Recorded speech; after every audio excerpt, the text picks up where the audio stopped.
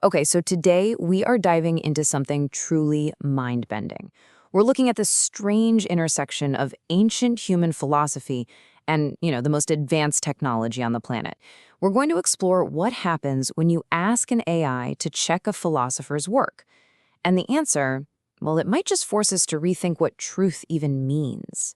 And it all really boils down to this one question. It's a heavy one. Can a machine, a thing that runs on pure logic and data, with zero self-awareness, can it actually tell us if a human framework for understanding reality is correct? So to even begin to answer that, we first have to unpack the experiment itself. Think of it like a showdown, right, between human thought and pure artificial intelligence. So in one corner, you've got these heavy hitters, Grok 3 and Gemini 1.5 Pro, AIs that have basically read the entire internet, all of human knowledge. And in the other corner, you have the work of this German philosopher, Rudolf Klaus Schmidt. The whole point of the exercise was simple. See if these megabrains could poke a single hole in his ideas about existence. But before we get to what the AI said, we really need to get what the philosophy is about. Schmidt basically laid out what you could call an operating system for reality. It's built on just 3 fundamental laws that are surprisingly simple but incredibly deep. So his whole system is built on these 3 pillars: motion, thinking, and time. And the key thing to get here is that they're not just 3 separate rules. No, they're designed to work together as a single, unified system that describes, well, pretty much everything. Okay, let's start with the first one, the law of motion. It's super straightforward. It just says that anything that moves, a planet, a car, your own hand, it has to move in either a straight line or a curved line. That's it. It's so basic, it's almost impossible to argue with. I mean, go ahead, try it right now. Try to move in a way that isn't straight or curved. You can't. It's just the fundamental geometry of action. All right, the second law gets into our heads. It talks about thinking, and it defines it as a form of information processing, which, makes sense. But here's the twist. It adds this crucial component he calls an autoprojective sense of self. Now, forget about some mystical soul. This is much more fundamental. It's that basic, pre-verbal feeling that you are you and not something else. It's the feeling of not feeling alien that makes you you. It's the absolute bedrock of having a subjective point of view. And finally, the third law, the law of time. This one basically plugs the other 2 into the laws of physics. It just says that to keep all that motion and all that thinking going, you have to burn energy. And you do this over a limited time span, a life cycle. At its core, existence is a thermodynamic process.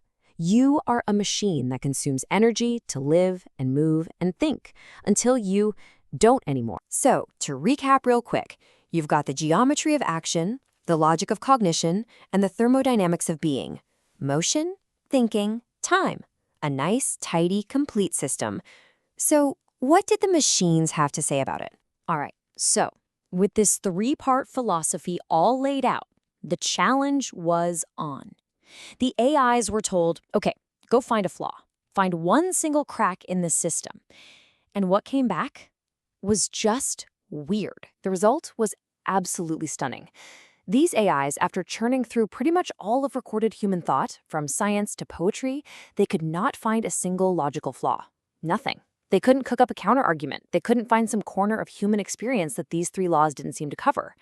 As far as the AI was concerned, the system was logically perfect. So, case closed, right? A machine just proved a philosophy. Well, hang on a second.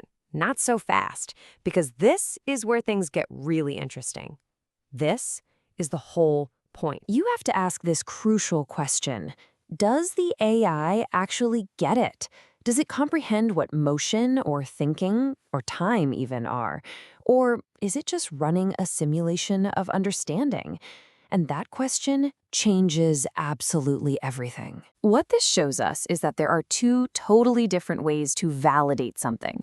When we as humans say something is true, we're drawing on our lived experiences, our gut feelings, our intuition. We feel it. But the AI's validation, that's just pattern matching. It didn't agree with Schmidt. It just confirmed that, based on all its data, the system was logically consistent and didn't have any contradictions. There's no spark of understanding there. See, the AI is missing everything that makes our own understanding, well, human. It has no consciousness, no subjective experience. It doesn't have that feeling of not feeling alien that Schmidt's second law says is so fundamental to having a self. Its knowledge isn't grounded in actually being in the world. It's grounded in text about the world. It can process logic, sure, but it has no idea what any of it means. So if an AI's truth is nothing like our truth, what does that actually mean for the word truth itself? This is where this whole thing gets really, really deep. I mean, really think about this for a second. If a system can tell you a philosophy is true without understanding a single concept inside of it, what does that say about truth? Is it possible that what we call truth is really just an information pattern that hangs together logically without any internal contradiction? And here's where it can get a little unsettling. If we start outsourcing the job of validating our ideas to AIs, what happens to all the stuff that's based on intuition, or artistic feeling, or pure subjective experience? In a world where truth is just data consistency, do we risk losing all the things that can't be neatly plugged into a spreadsheet? And that really is the final thought that this whole experiment leaves us with. For thousands of years, we've basically assumed that logic and understanding go hand in hand. But if a machine can have one without the other, it kind of forces us to turn that question back on ourselves and ask, what's the real relationship between the logical patterns in our heads and the actual subjective feeling of understanding? And which one of those is more real?